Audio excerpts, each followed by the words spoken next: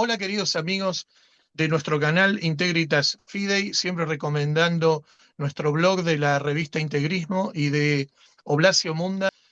Y acá estamos en un nuevo video con nuestro amigo que hemos hecho otras participaciones, Ezequiel San Martín, que tiene su canal, que ha estado un poquito inactivo, pero ya se va a recobrar, que se llama Ex Catacumbis. ¿Cómo te va, Ezequiel? ¿Cómo andás? Bueno, ¿qué tal, padre? ¿Qué tal? Un saludo a la distancia y un saludo a toda la gente que vaya a ver este video, ¿no? Sí.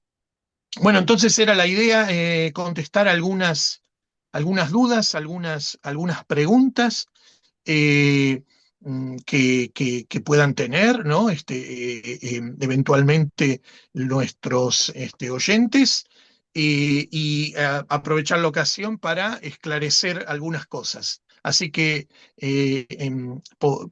puedes empezar. Exactamente, esa era la idea.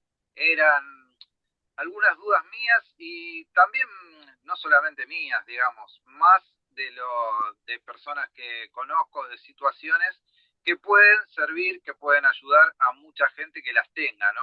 A resolverles estos problemas, ¿eh? Ujú. Y lo primero, para empezar, era eh, las inconsistencias que usted lo ha tratado en otros temas, pero nunca estaba más refrescarlo, las inconsistencias del pseudoacantismo, digamos. Hay gente que dice, que se plantea, no, pero el pseudoacantismo no se puede aplicar o no es algo viable porque ¿cómo puede ser que estemos tantas décadas con la sede vacante? ¿No? Y gente que ha conocido la misa tradicional, la misa non una cum, digamos, y sigue con dudas. Ujú. Sí, hay una respuesta teórica que se puede dar a eso y hay una respuesta práctica, si se quiere. La respuesta teórica sería esta. Teóricamente el problema no puede ser, o no puede ser tanto una cuestión de tiempo sobre el asunto de la sede vacante, como una cuestión de posibilidad. Me explico. Es decir, la pregunta no sería ¿cómo es posible que la sede vacante dure tanto tiempo? No, la pregunta sería, ¿es posible la sede vacante? Y si es posible, ¿estamos viviendo esa situación? ¿Sí o no? Porque si eso es posible y si estamos viviendo esa situación, la cuestión del tiempo es algo absolutamente secundaria. Entonces, yo digo, esto es posible y además concluyo, es eso. Bueno, si es eso, entonces es eso, ¿no? Después veremos de explicar qué pasa con el tema del tiempo. Y la cuestión de la posibilidad de la sede vacante, que lo he tratado muchas veces, ¿no? Y hay un abundante material en el blog de la revista Integrismo. La respuesta a la posibilidad de la sede vacante es claramente afirmativa, ¿no?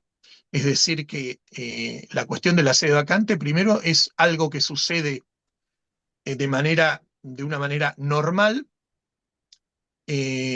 cada vez que muere un papa. Entonces, cada vez que muere un papa, hay una situación llamada canónica y teológicamente sede vacante. Entonces, ya de por sí existe.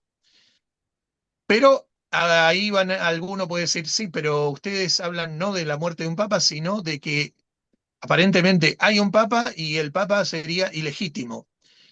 ¿Es posible la sede vacante por una cuestión diferente a la cuestión de la muerte de un papa?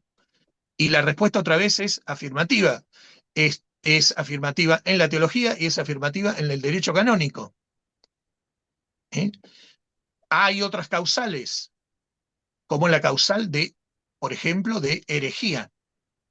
De hecho, hay hasta un documento pontificio, una bula papal, ¿no? Del Papa Pablo IV, que se llama Cunex Apostolatus Officio, y habla de eso precisamente, habla de la pérdida del oficio papal por herejía. Entonces, esto es tan posible como que no solamente un papa escribió un documento entero sobre esto, sino que después de él, su sucesor, San Pío V, reafirmó esa bula. O sea, ya tenemos a dos papas. Y además de esto, hay muchos teólogos, entre ellos santos canonizados, como por ejemplo San Alfonso María de Ligorio, San Roberto Bellarmino, entre otros, San Antonino de Florencia, entre otros, hablando de eso, hablando de la sede vacante. Y además, muchos otros teólogos no canonizados, ¿no? Pero respetados en la Iglesia, hablando de la misma posibilidad. ¿Esto qué quiere decir? Que ya con eso está todo solucionado. No, por supuesto, ¿no? Hay diferentes opiniones, pero yo voy al punto de que esto está tan reconocido como que un papa escribe un documento sobre esto, y muchos teólogos hablan sobre esto, la sede vacante por herejía, es decir, por una causa diferente a la de la muerte del papa. Ahora, dicho esto, la situación actual es de sede vacante. Porque ahí estaría el punto, ¿no? Y sí, otra vez es afirmativa la respuesta a esta pregunta. Es afirmativa la respuesta a esta pregunta desde que, porque para llegar a esta conclusión hay unos preludios, ¿no? Es decir, que te vas a dar cuenta que hay sede vacante solamente si antes te diste cuenta de otras cosas y no sin darte cuenta de esas cosas. Entonces, la conclusión de la sede vacante actual existe solo si primero analizaste el problema del concilio, por ejemplo, y de la nueva misa. O sea que verificaste que hay una contradicción formal entre la enseñanza de la tradición, el magisterio y la revelación, y la enseñanza desde el concilio para acá. Si verificaste, si concluiste en esa contradicción, ese es el primer preludio para darte cuenta de la conclusión de la sede vacante. Luego, si vas al tema de la nueva misa, lo mismo. La comparación de las dos misas y el estudio del problema de la nueva misa también te lleva para allá. Entonces, solamente si concluiste que existe esta contradicción entre lo enseñado desde el concilio para acá, en teología, en liturgia, etcétera, en moral, y todo lo que enseña la tradición de la Iglesia, solamente si verificaste esa conclusión, podés llegar a la conclusión de la sede vacante. Entonces, una vez que se verifica esa contradicción, pues entonces, simplemente, de acuerdo a lo que dije en mi último video, y lo voy a repetir acá porque es la manera más simple de entender esto y uno no se pierde, y aparte así reducimos la respuesta, ¿no? Porque si no, es la manera más simple de verlo. No hace falta hablar, no me pierdo en cuestiones ni de herejía, ni de infalibilidad, etcétera. No, voy a decir esto. Entonces, decimos que hay una contradicción entre el Vaticano II y la tradición. Entonces, ahí voy al punto. La iglesia está asistida por el Espíritu Santo. La iglesia está fundada por nuestro Señor Jesucristo, es obra de Él y está asistida por el Espíritu Santo en la enseñanza de la doctrina. En eso está asistida fundamentalmente. ¿Qué quiere decir esto? Que la iglesia de nuestro Señor no se puede contradecir. No puede haber una contradicción formal en la enseñanza de la iglesia de nuestro Señor Jesucristo. No puede ser. ¿Por qué? Simplemente porque está asistida por el Espíritu Santo. Por supuesto que tiene la prerrogativa de la infalibilidad, el Papa y la propia iglesia, etc.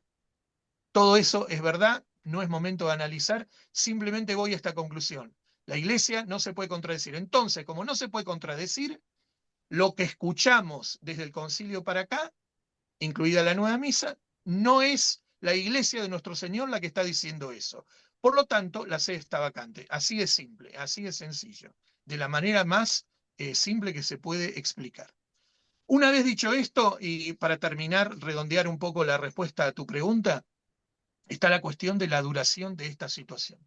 Bueno, lo que dije antes, si esto es posible y si esa es la situación, la cuestión del tiempo es algo puramente secundario. Esto es así.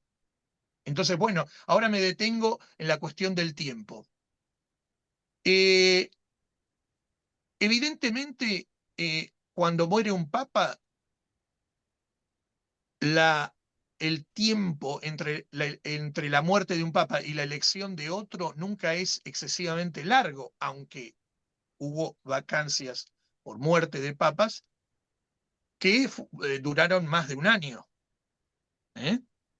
Eh, Ahora, tenemos, por ejemplo, hay, digamos, la historia nunca se repite. Pero tenemos un precedente, no es la misma situación, pero un precedente similar donde podemos establecer una analogía, que es el Gran Cisma de Occidente.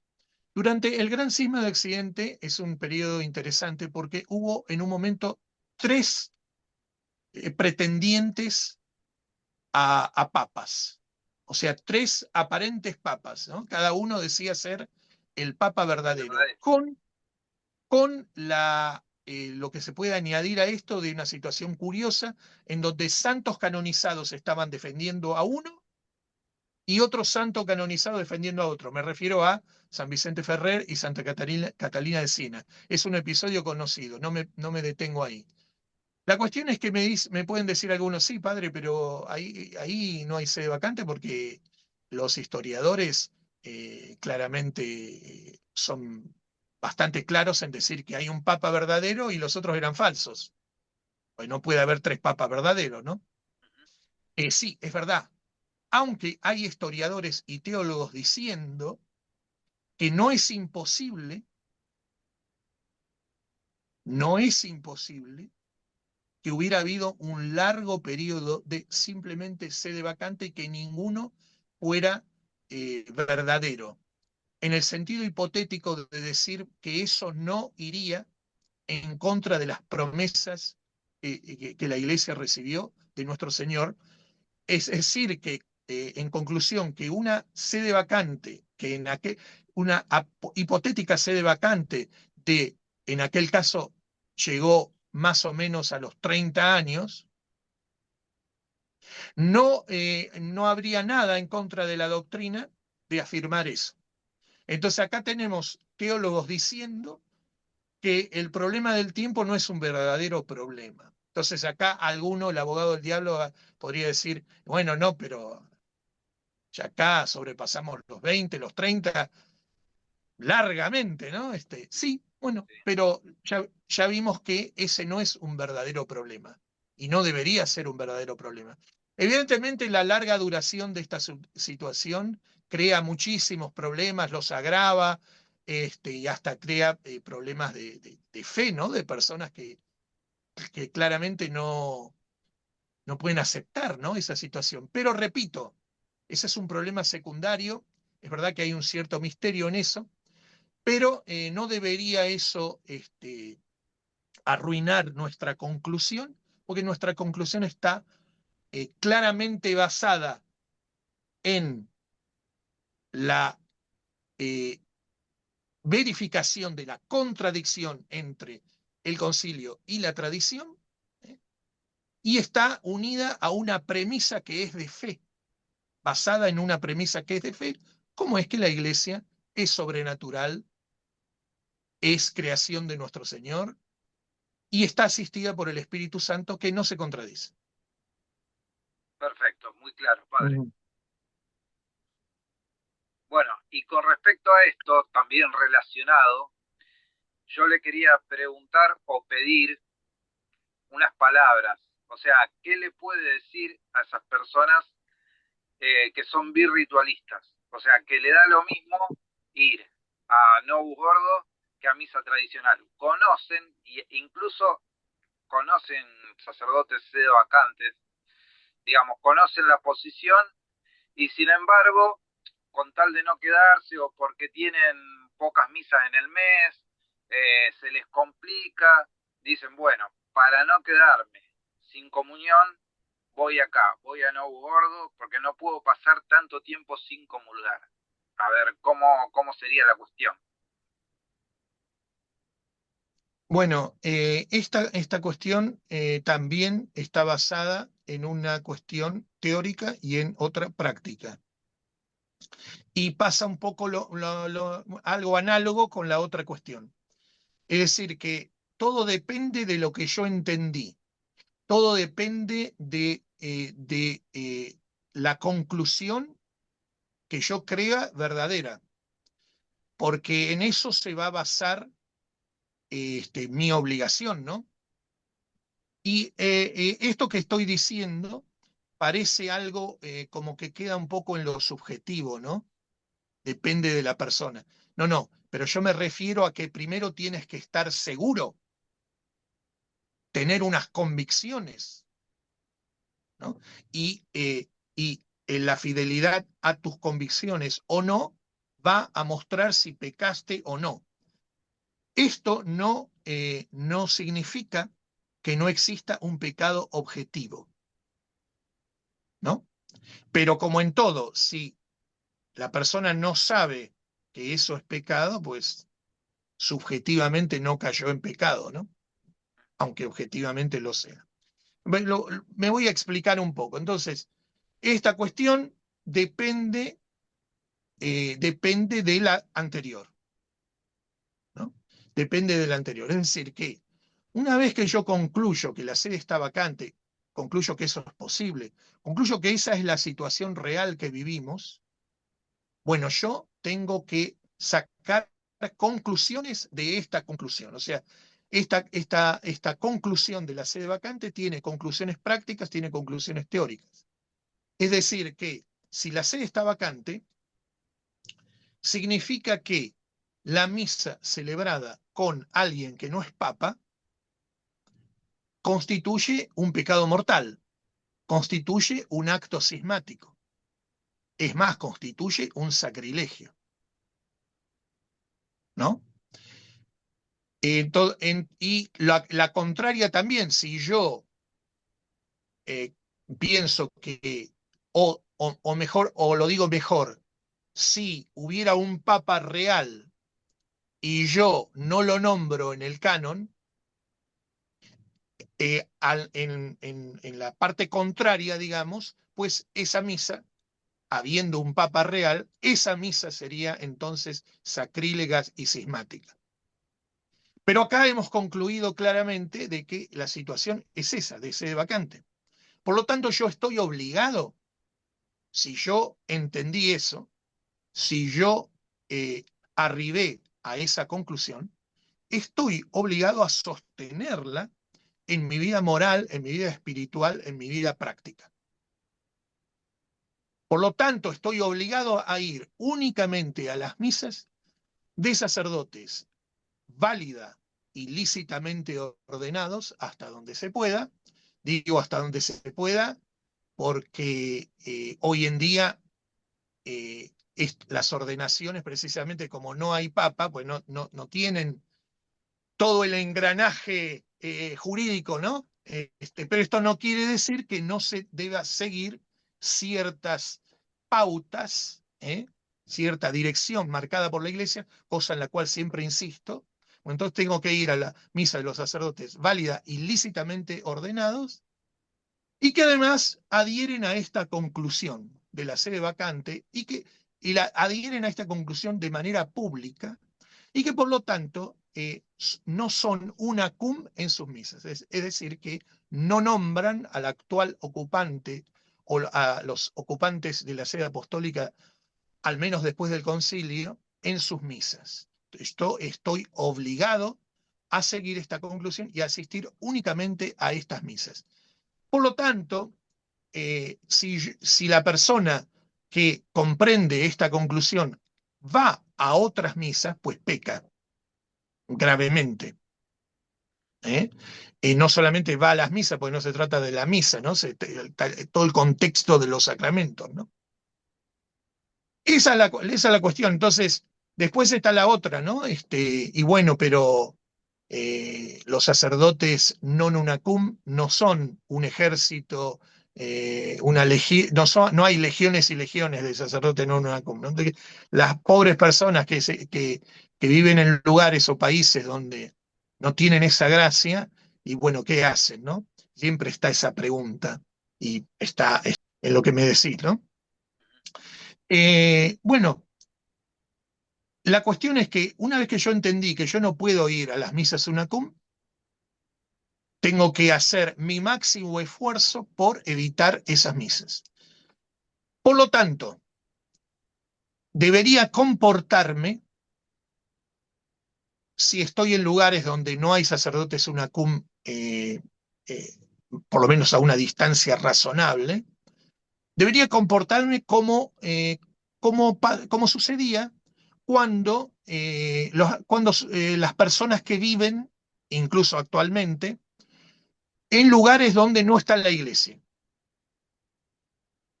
en lugares, por ejemplo, paganos. ¿Ah? Entonces, imaginemos, quizás en otras épocas, en otros contextos es más fácil de darse cuenta, aunque actualmente también, ¿no? Pero imaginemos, no sé, la China durante las persecuciones, cuando el emperador cerró todo el país a la entrada de los misioneros católicos. Entonces, ¿cómo hacía la gente? Que entonces que la gente decía, bueno, no hay sacerdote, ya está, no puedo mantener mi fe, ya tengo que apostatar porque no hay caso, no, jamás, ¿no? Entonces, porque esa es la verdad. Si es la verdad, hay que sostenerla como sea, vamos a decir, incluso con la vida. ¿Eh?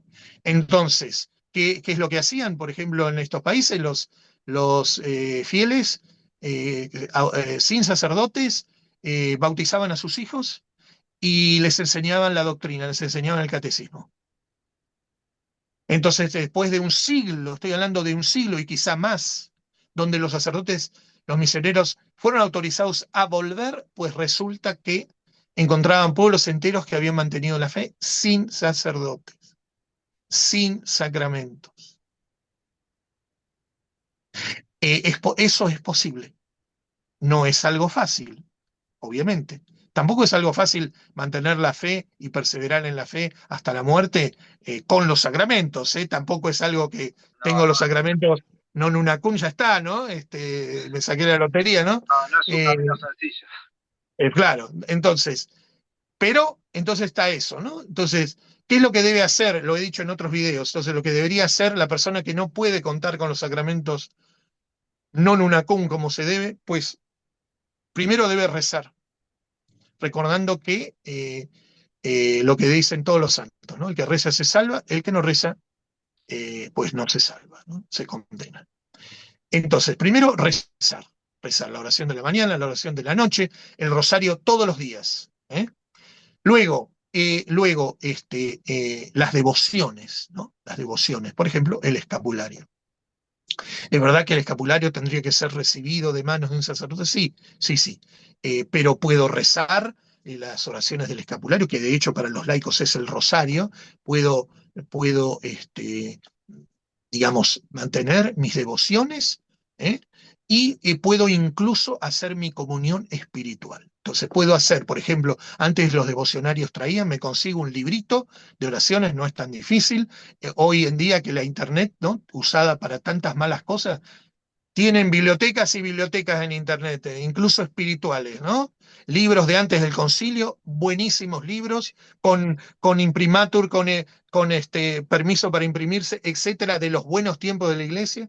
Bajen devocionarios, bajen misales, lean los misales, pueden leer los misales, la misa de cada día.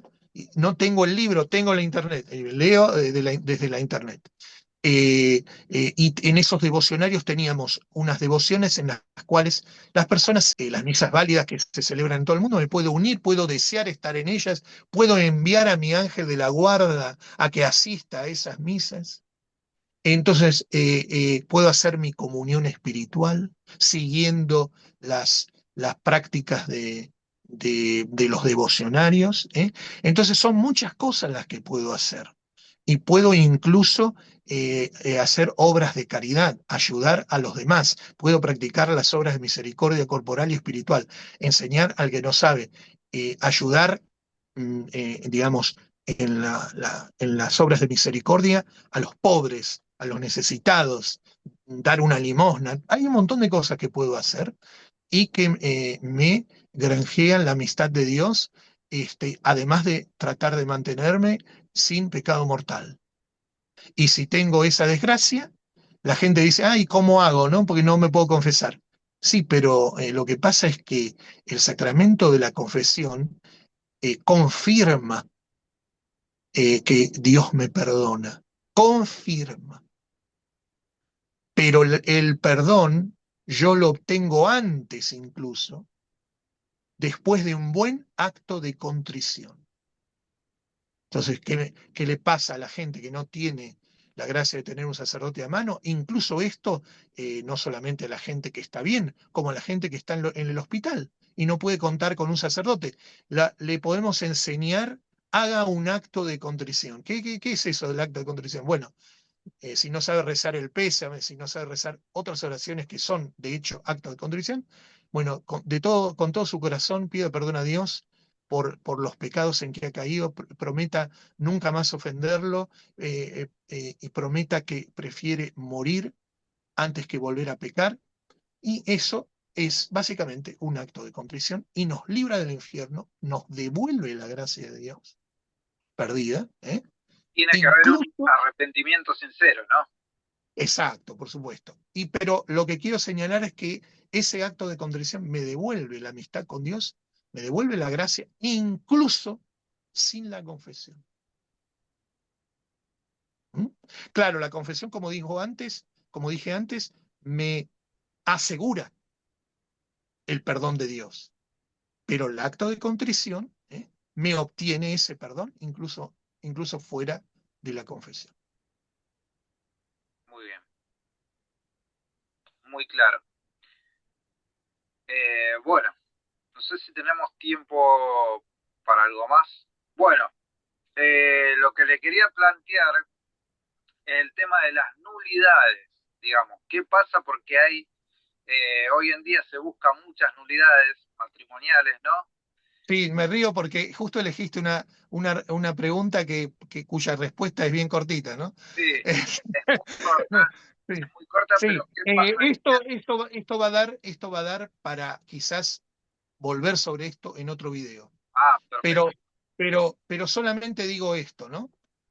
Y repito, vamos a volver sobre esto que, aunque ya lo he explicado, pero es bueno volver, ¿no?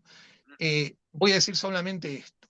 Si yo concluí que la sede está vacante, como dije antes, yo entendí que la sede está vacante, bueno, entonces eso quiere decir que no existe autoridad con jurisdicción.